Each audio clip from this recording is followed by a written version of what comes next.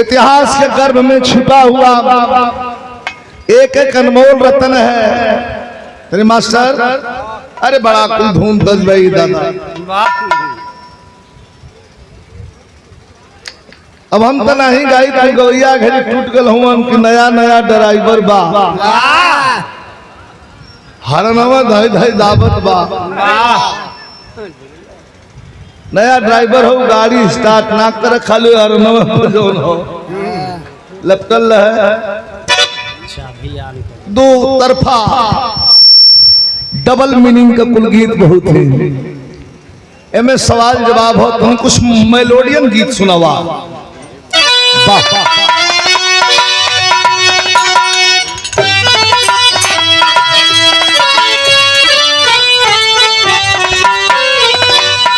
अरे वाह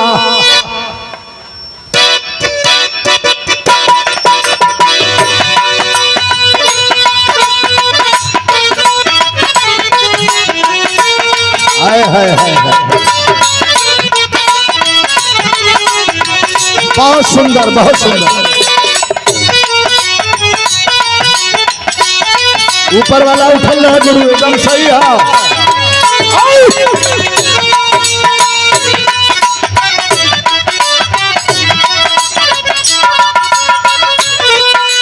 धन्यवाद बहुत बढ़िया सवाल। नायक नायिका के बीच में कोनो कोनो गीत बड़ी सुंदर हो जाले ओकर ट्यून बड़ी बढ़िया हो कोनो नायक नायिका के बीच के सवाल जवाब हो याद दिलावत हो। तू याद न करेलू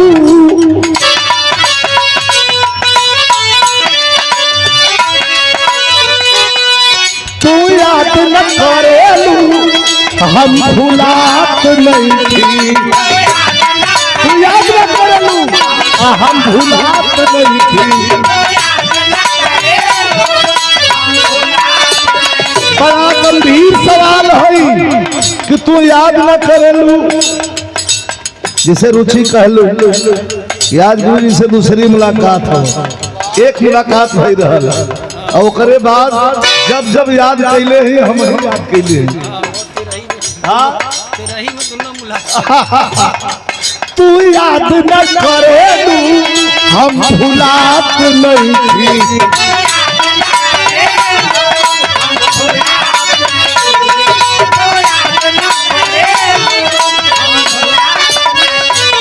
₹100 सुरेश जौनपुरी जगदीश जौनपुरी स्वर्गीय जगदीश जौनपुरी के भतीजा और ₹100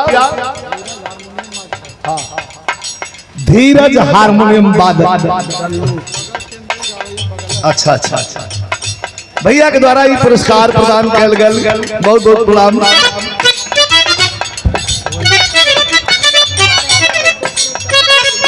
अनिल कुमार यादव गद्दोपुर उत्तर प्रदेश मिनिस्ट्री नौजवान ₹100 पुरस्कार। बड़ी सुंदर लाइन बा।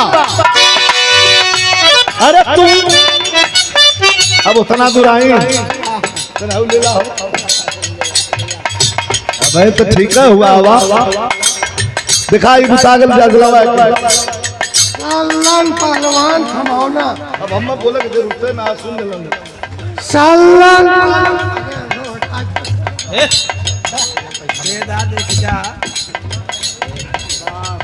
सल्लन पहलवान।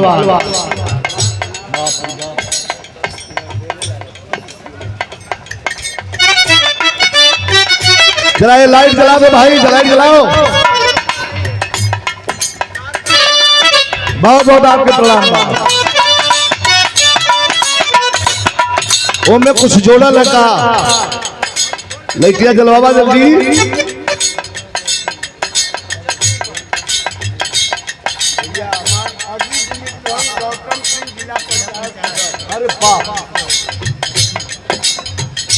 रसूलपुर रामेश्वर से जिला पंचायत सदस्य हमारे गौतम सिंह भैया 2 बार जिला पंचायत हैट्रिक मारना था। ₹500 का पुरस्कार देकर के मर्तबा बढ़ोलन आपके प्रणाम और आपका भी स्वागत है। बहुत बहुत धन्यवाद हमारे प्रधान जी के और हमार छोटा भाई पारिवारिक रिश्ता हमार छोटा भाई हुआ राजेश यादव जी, जो बगल में यहाँ भी घर हो और चांदमारी में भी मकान हो। स्वामी जी के कृपा से चारों तरफ भरल फुरल हो और कृपा बनल है। सरकार को 500 नमस्कार, बहुत बहुत धन्यवाद, नमस्कार प्रणाम।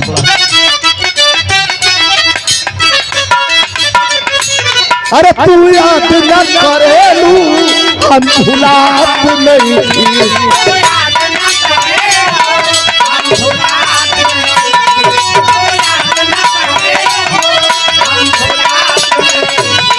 माहुर लागेला खाना, माहुर लागेला खाना कहियो आप नहीं। ए अभी लड़किया चलो लड़किया,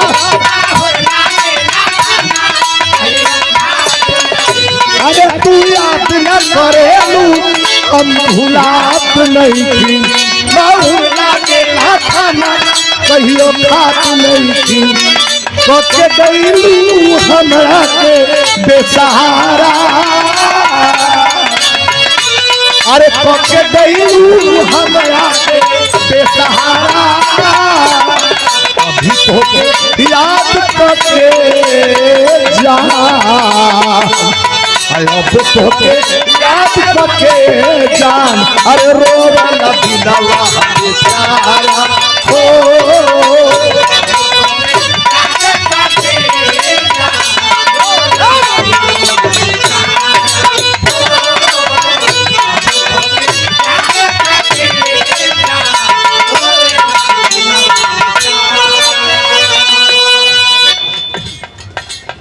और दादाजी की सुपुत्री इंजीनियर अंजलि यादव और उनके जीवन साथी, उनके पति आदरणीय इंजीनियर अजीत यादव, 2000 रुपए का पुरस्कार दोनों लोगों के द्वारा ये प्रदान किया गया। एक बार ताली बजा के आप लोग सम्मान कर दिए। मैं बहुत बहुत प्रणाम करता हूँ इंजीनियर साहब को और अंजलि बहन को भी प्रणाम करता हूँ।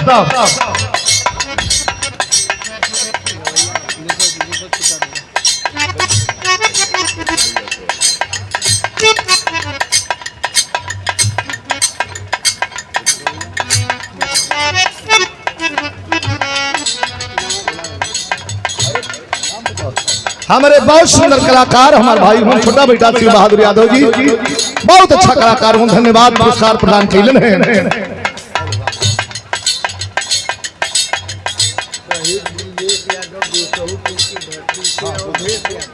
शहीद ब्रजेश यादव चौपुर की धरती से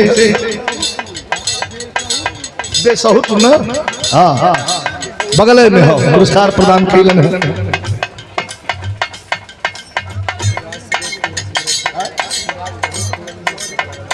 सुभाष सरोज बड़ा गांव से कोरस के बड़े बढ़िया कलाकार हुए, ये पुरस्कार प्रदान कैलन है भैया के द्वारा 100 रुपया, बहुत बहुत धन्यवाद।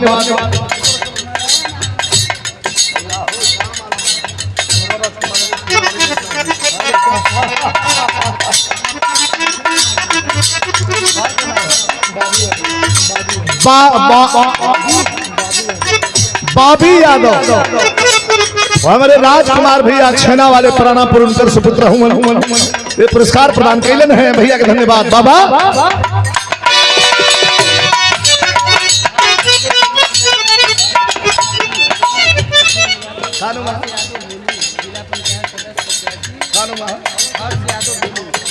हर्ष यादव भोलू जिला पंचायत सदस्य पद के प्रत्याशी, 200 रुपया पुरस्कार प्रदान कैलन, धन्यवाद भैया के, बहुत बहुत धन्यवाद, बहुत बहुत धन्यवाद।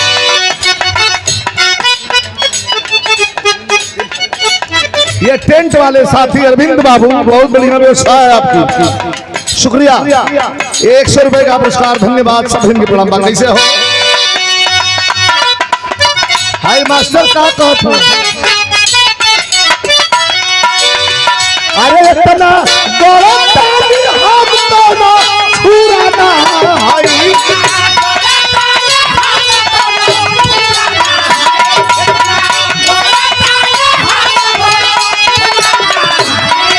हमारे वीरेंद्र जोगवा की ओर से बहुत बहुत प्रणाम। बारे राखी नवादा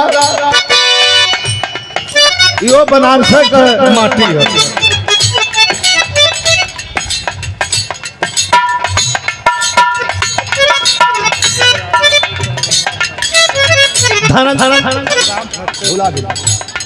धनंजय यादव पुत्र रामाशंकर यादव ग्राम फतेहपुर। शॉर्ट में बोल दे वालों को नहीं तो बहुत ज्यादा हो जाए। तो भैया के हमारे प्रणाम बा कैसे। अरे ये पता छुरा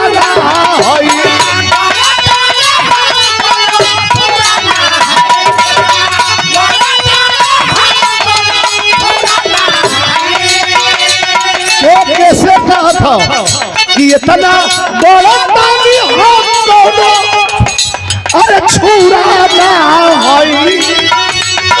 आज जितना सोचता रुझान ओ जितना सोचता रुझान उतना पूरा ना होई।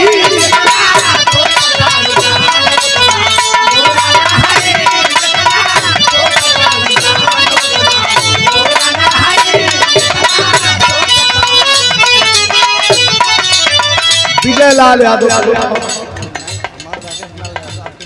अच्छा राजेश राकेश लाल यादव ये हमारे शिष्य हूँ। कहाँ रसूल ऐसा यहाँ से लेके गोरखपुर से कौशाम्बी तक शिष्य हूँ। बहुत लेकिन हम देख रहे हैं लेकिन पूजा कर अगावत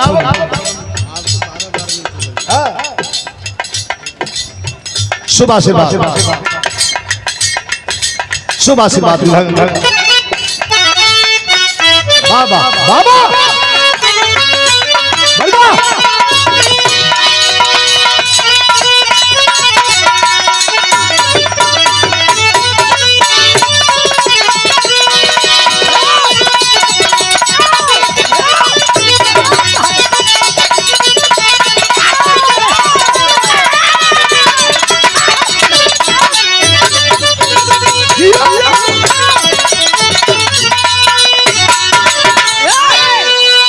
बड़े शानदार आदमी के तेरे ही में हम लोग उपस्थित भले। स्वर्गीय बाबूजी मंगनू पहलवान तेरी बाजा उठा दिया हारमोनियम काहे गुरु के परेशान करतो और काटे हेल्पर ना ले लेगा गुरु कुल चल गई ना।